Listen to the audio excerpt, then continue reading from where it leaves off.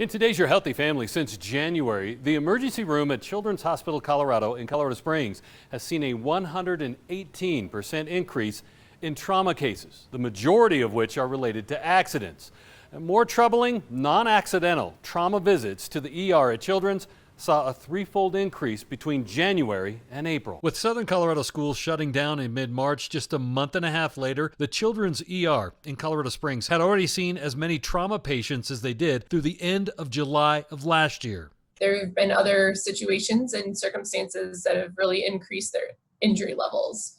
That's been impacted by the COVID-19 pandemic. For 40% of accidental falls for kids, it's a simple formula. More time at home creates more risks at home. A lot of children at home, sometimes parents are at home and sometimes they're not. But regardless, the more time children have been spending at home has led them to having an increased risk of home hazards like falling out of windows, falling down stairs, other falls in general around the house, as well as other activities. 23% of trauma visits to the Children's ER in the Springs from car accidents are from kids not wearing seatbelts, and 64% of bicycle accidents are from kids simply not wearing helmets. Double check, make sure their helmet's good, make sure they're wearing them, make sure they have a helmet for that hoverboard, that skateboard, that scooter, and their bike. So we see kiddos from all those activities that come in injured. Also, just double check your house. Make sure you have a gate at the top and bottom of the stairs. Make sure you have window locks. They don't open more than 4 inches. And make sure things that can cause a hazard like medication, button batteries, small choking hazards are up and away so that your children are really safe.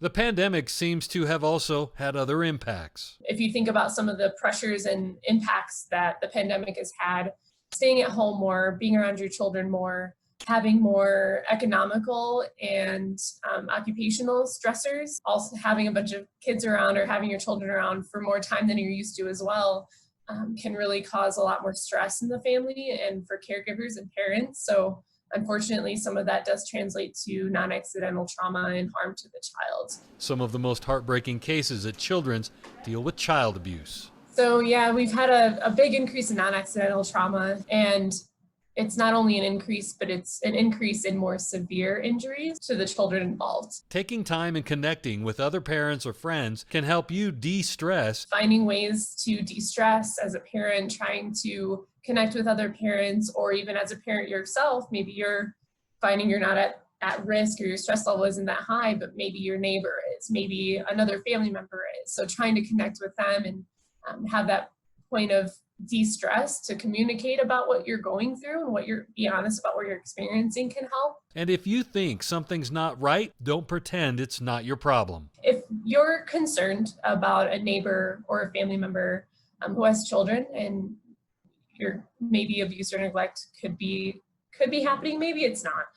There is a hotline you can call just to have someone check on that family. It's 1-844 CO for kids, which is 1-844-264-5437. And you're not telling on that family, right?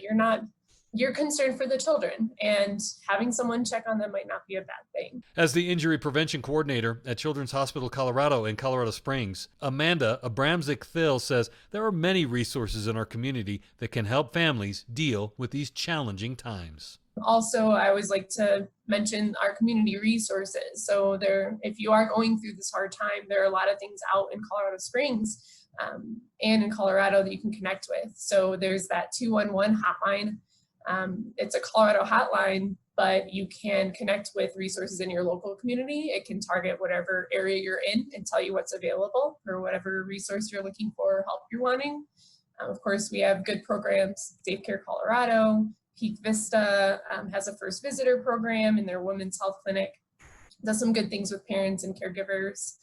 There's that KPC Respite Center in town. And of course, the Care and Share Food Bank, if you wanted to get some food.